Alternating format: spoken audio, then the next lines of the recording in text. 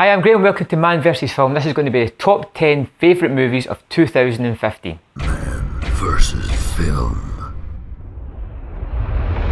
2015 has been a fantastic year for action movies and video on demand. That's what I found that I've enjoyed most this year. It's particularly action. It has been phenomenal and some of the best movies that I've seen in recent memory.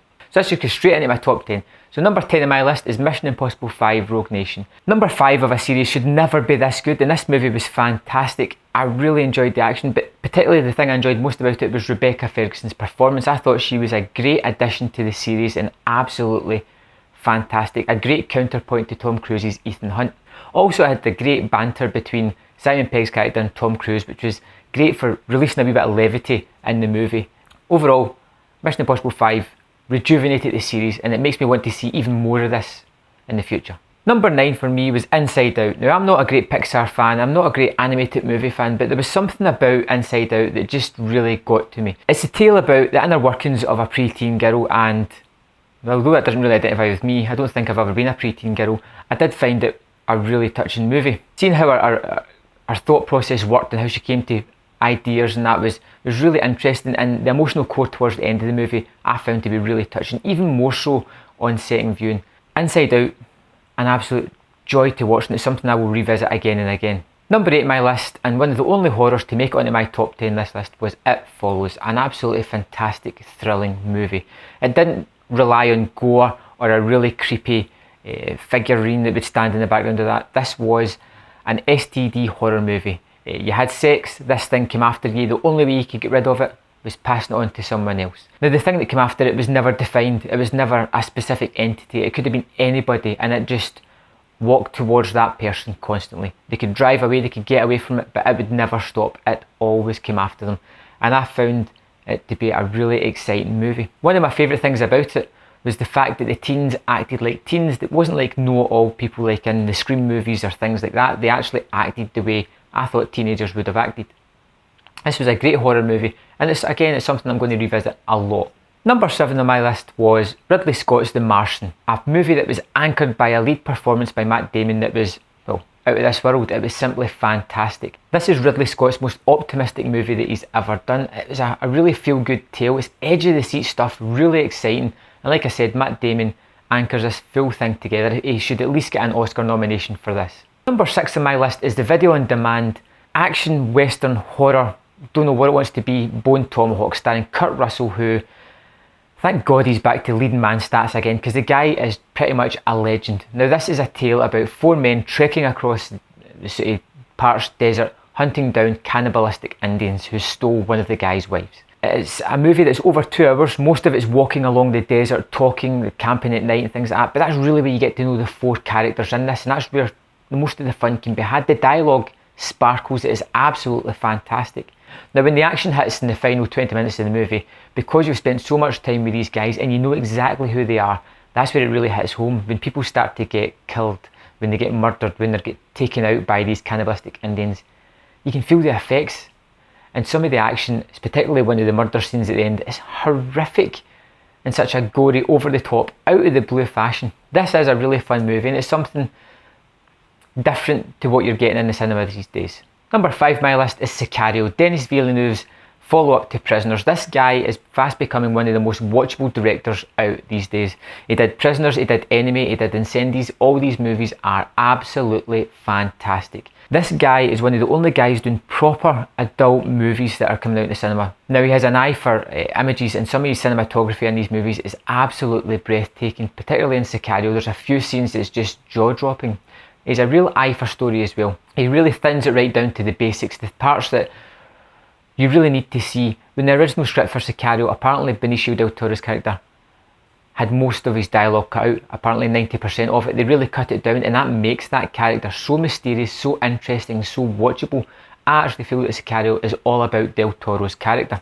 Josh Brolin and Emily Blunt are really good, but by far and away, this is del Toro's movie, and he shines high and bright in this one. It's a fantastic movie. If you haven't seen it, I urge that you go and check it out as soon as you can. Number 4 on my list, and it's one that I deliberated on because I'm not sure if it was technically out this year or not. I saw it on video on demand this year, and that movie is Spring.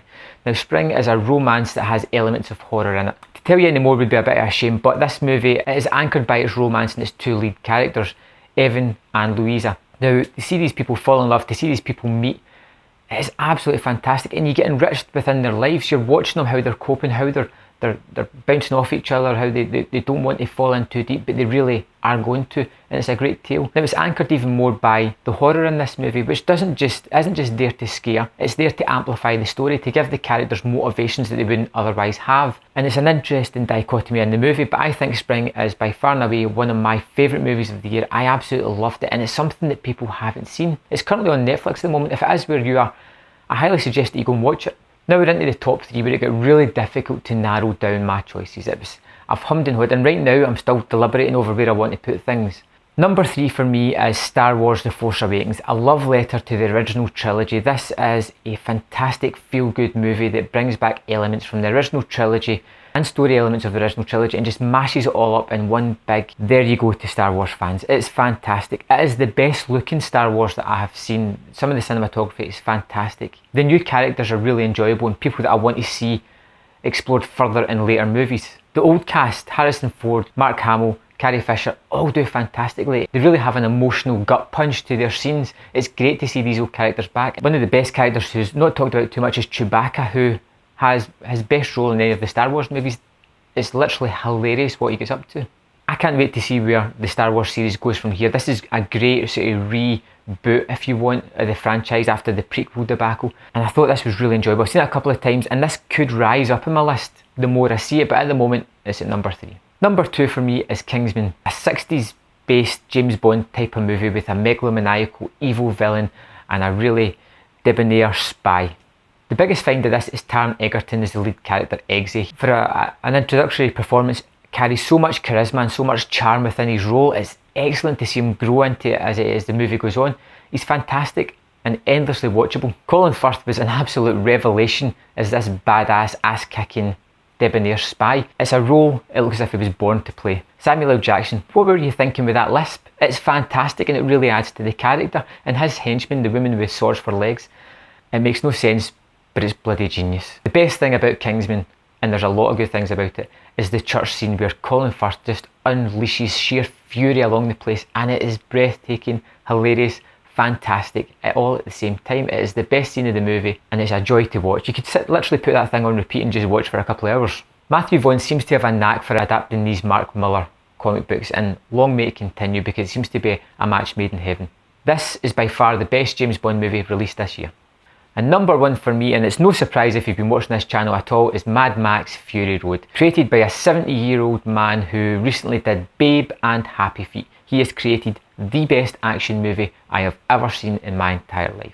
There's not much I can say about the action that hasn't already been said, and it's all true. It is breathtaking, it is fantastic, it's insane. Some of the things that they've done, and they've done them practically, are absolutely breathtaking. And you can see on the screen how amazing it looks.